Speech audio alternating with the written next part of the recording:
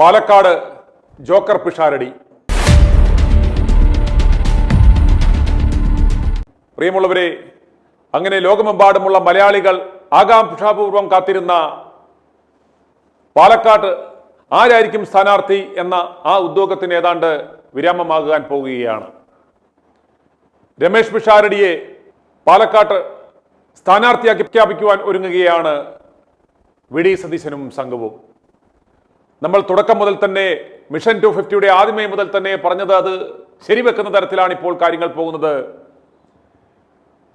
ബി.ജെ.പിക്ക് പരമാവധി സീറ്റുകൾ ഇത്തവണ കേരളത്തിൽ ഉറപ്പാക്കുവാനും അതുപോലെ പിണറായി വിജയന് മൂന്നാം തുടർഭരണം ഉറപ്പാക്കുവാനും വേണ്ടി രണ്ട് സൈഡിൽ നിന്നും പണം വാങ്ങി ഈ UDF-നെ വഞ്ചിക്കുന്ന വി.ഡി. സതീശനും കെ.സി. വേണുഗോപാലിന്റെയും വികൃതമുഖമാണ് നമുക്കിതിലൂടെ വെളിവായി വരുന്നത്. ഓർക്കുക, ഒരു രാഷ്ട്രീയ നിരീക്ഷകനോ നയതന്ത്രജ്ഞനോ ഒന്നുമാവേണ്ട പാലക്കാട്ടെ ജനങ്ങളുടെ പൾസ് അറിയുവാൻ കഴിഞ്ഞ ഏതാനും മാസങ്ങളായി പാലക്കാട്ടെ സകല ജനങ്ങളും ഒരേ സ്വരത്തിൽ ആർപ്പ് വിളിക്കുന്നു രാഹുലിന് വേണ്ടി. രാഹുലിനെ UDF തിരികെ എടുത്തില്ലെങ്കിൽ, പാലക്കാട്ട് സ്ഥാനാർത്ഥിയായി തന്നില്ലെങ്കിൽ യാതൊരു കാരണവശാലും ഞങ്ങൾ UDF-ന് ഇത്തവണ വോട്ട് ചെയ്യുകയില്ല എന്ന് ജനങ്ങൾ മുറവിളി കൂട്ടിക്കൊണ്ടിരിക്കുകയാണ്. അത് പാലക്കാട്ട് മാത്രമല്ല, ഈ 140 മണ്ഡലങ്ങളിലും അതിൻ്റെ പ്രത്യാഘാതം ഉണ്ടാകും. അതുണ്ടാകുമെന്ന് ഇവർക്ക് നന്നായി അറിയാമെന്നിരിക്കുകയാണ്. ഇപ്രകാരം ഈ അവസാന നിമിഷം ഇവർ പിഷാരടിയെ പാലക്കാട്ട് നിർത്തിയാൽ എങ്ങനെയുണ്ടെന്ന് അറിയുവാനായി ഇവർ ഇവിടെ സിൻഡിക്കേറ്റ് മാധ്യമങ്ങളിലൂടെ ഒരു ഹിന്റ് നൽകുകയും അതിന്റെ പ്രതികരണങ്ങൾ വായിച്ച ഏതൊരാൾക്കും മനസ്സിലാവും 99.9% ജനങ്ങളും പിഷാരടി എന്ന ഒരു കോമഡിയനോട് ആളുകൾക്ക് വിദ്വേഷമില്ല എങ്കിലും രാഹുൽ മാങ്കൂട്ടത്തിന് പകരം പാലക്കാട്ട് ഒരു സ്ഥാനാർത്ഥിയായി വന്നാൽ 8 നിലയിൽ പൊട്ടും, യാതൊരു സംശയവും വേണ്ട എന്ന് ജനങ്ങൾ ഒന്നടങ്കം പറയുക മാത്രമല്ല, ഈ വന്ന വാർത്തകളുടെ അടിയിലെല്ലാം വ്യക്തമായ കമന്റുകൾ ഇടുകയും ചെയ്തതാണ്. അങ്ങനെ പാലക്കാട്ട് പരാജയം ഉറപ്പാക്കുവാൻ വേണ്ടി, ആ ഇരിക്കുന്ന കൊമ്പ് മുറിക്കുന്നതിന് വേണ്ടി മോദിയുടെ കോൺഗ്രസ് മുക്ത ഭാരതം എന്ന ആ യജ്ഞത്തിൽ പങ്കാളിയാകുവാൻ കെ.സി. വേണുഗോപാലും അതുപോലെ വി.ഡി. സതീശനും 5000-ൽ പരം കോടി രൂപ ഇവരുടെ കയ്യിൽ നിന്നും മേടിച്ചാണ് ഇപ്രകാരമുള്ള അട്ടിമറിക്ക് കൂട്ടുനിൽക്കുന്നത് എന്ന് കേരളത്തിലെ ജനങ്ങൾ മനസ്സിലാക്കണം. അതുകൊണ്ട് ഈ മിഷൻ 250യുടെ ഭാഗമായി നമ്മളൊരു തീരുമാനമെടുത്തിരുന്നു. രാഹുലിനെ തിരികെ എടുക്കുന്നെങ്കിൽ, കെ സുധാകരനെ മത്സരിപ്പിച്ചില്ലെങ്കിൽ ഈ സ്ഥാനാർത്ഥി പ്രഖ്യാപനം വരുന്ന ആ ദിവസം നമ്മളൊരു തീരുമാനമെടുക്കും. ഓരോ മണ്ഡലങ്ങളിലെയും കുറഞ്ഞത് 4000 കോൺഗ്രസ്സുകാർ ഒരു തീരുമാനമെടുക്കും, ഇത്തവണ ഞങ്ങൾ വോട്ട് ചെയ്യില്ല എന്ന്. ഈ 140 മണ്ഡലങ്ങളിൽ നിന്നും ആയിരക്കണക്കിന് അമ്മമാരും പെങ്ങന്മാരും സഹോദരങ്ങളും ഞങ്ങളെ വിളിച്ചറിയിച്ചതനുസരിച്ചിട്ടാണ് നമ്മൾ ഇപ്രകാരം ഒരു ക്യാമ്പയിൻ ആരംഭിക്കുന്നത്.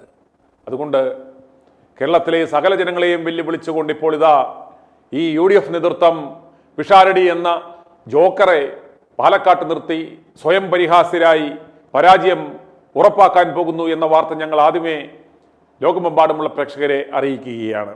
മറ്റൊരു രസകരമായ വാർത്ത എന്ന് പറയുന്നത് CPM ചെയ്തത് കാണുക.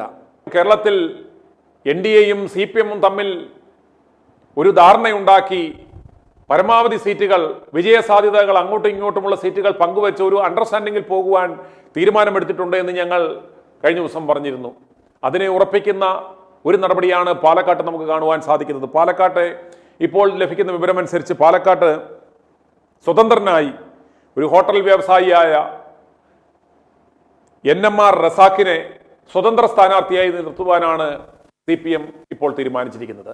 ഇപ്പോൾ പോലും നമുക്ക് പോലും അറിയില്ല ആരാണ് ഇയാളെന്ന്. കണ്ടോ, ഈ അവസാന നിമിഷം കെട്ടിയിറക്കുന്ന സ്വതന്ത്ര സ്ഥാനാർത്ഥിയായി ഇതുപോലൊരു പാഴിനെ CPM ഇറക്കുന്നത് BJPക്ക് അവിടെ ഉറപ്പായും വിജയിച്ചു കയറുന്നതിന് വേണ്ടിയാണ്. അവിടെ ആരാണ് BJP സ്ഥാനാർത്ഥി?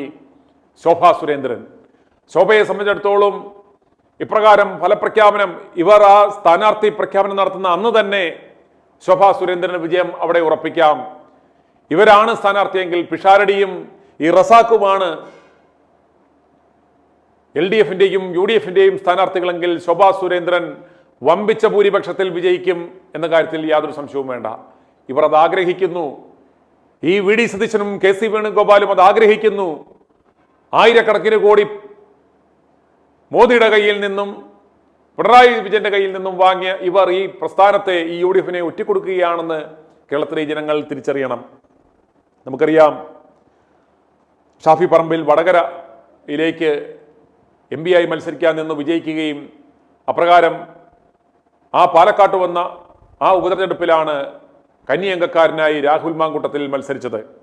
ആ മത്സരത്തിൽ 18,840 വോട്ടുകളുടെ ചരിത്ര ഭൂരിപക്ഷത്തിലാണ് രാഹുൽ മാങ്കൂട്ടത്തിൽ അവിടെ വിജയിച്ചു കയറിയത്.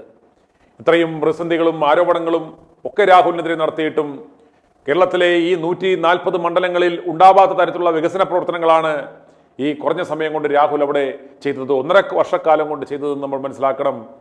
അപ്രകാരമുള്ള രാഹുലിനെ ഇവന്മാർ ചേർന്ന് ഇല്ലാതാക്കി, അയാളെ ഒന്നുമല്ലാതാക്കി തീർക്കുവാനുള്ള ശ്രമമാണ് എന്ന് ജനങ്ങൾ മനസ്സിലാക്കണം.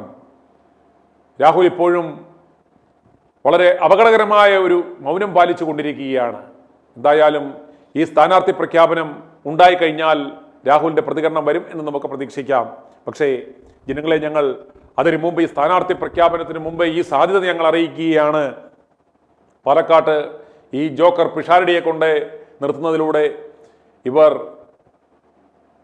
BJP സർക്കാരിൻ്റെ കയ്യിൽ നിന്നും പിണറായി വിജയന്റെ കയ്യിൽ നിന്നും ഈ പ്രസ്ഥാനത്തെ ഒറ്റിക്കൊടുത്ത് ഇതിനെ വീണ്ടും പ്രതിപക്ഷ സ്ഥാനത്ത് ഇരുത്തുവാനുള്ള ഒരു ശ്രമമാണ് നടത്തുന്നതെന്ന് ജനങ്ങൾ തിരിച്ചറിയുക. ഇത് ശോഭാ സുരേന്ദ്രന് വിജയം ഉറപ്പാക്കുവാൻ വേണ്ടിയുള്ള ശ്രമങ്ങളുടെ ഭാഗമാണ്. മറ്റ് സാധ്യതകൾ, മറ്റുള്ള സ്ഥലങ്ങളിൽ പരമാവധി BJP വോട്ടുകൾ CPM സ്ഥാനാർത്ഥികൾക്ക് മറിച്ചുകൊടുത്ത് ഇത്തവണയും UDF-നെ സംബന്ധിച്ചിടത്തോളം ഇല്ലാതാക്കി ഇടതിന് തുടർഭരണം ഒരുക്കുവാൻ വേണ്ടിയുള്ള ആ തന്ത്രത്തിന്റെ ഭാഗമാണ്. അങ്ങനെ ഇപ്രകാരം ഒരു അലയൻസിൽ പരമാവധി സീറ്റുകൾ പിടിച്ചെടുക്കുക, അടുത്ത നിയമസഭാ തെരഞ്ഞെടുപ്പിൽ ഭരണം കൈയാളുക എന്ന ആ BJP-യുടെ ആ ലക്ഷ്യത്തിലേക്ക് ആണിപ്പോൾ പോകുന്നത് എന്ന് നമുക്കിപ്പോൾ ഈ ട്രെൻഡിൽ നിന്നും മനസ്സിലാക്കുവാൻ സാധിക്കും. i2i News, an eye for truth. i2i News subscribe ചെയ്തിട്ടില്ലാത്തവർ ഇപ്പോൾ തന്നെ സബ്സ്ക്രൈബ് ചെയ്യുക. നോട്ടിഫിക്കേഷൻ ലഭിക്കുവാൻ ബെൽ ബട്ടണും അമർത്തുക.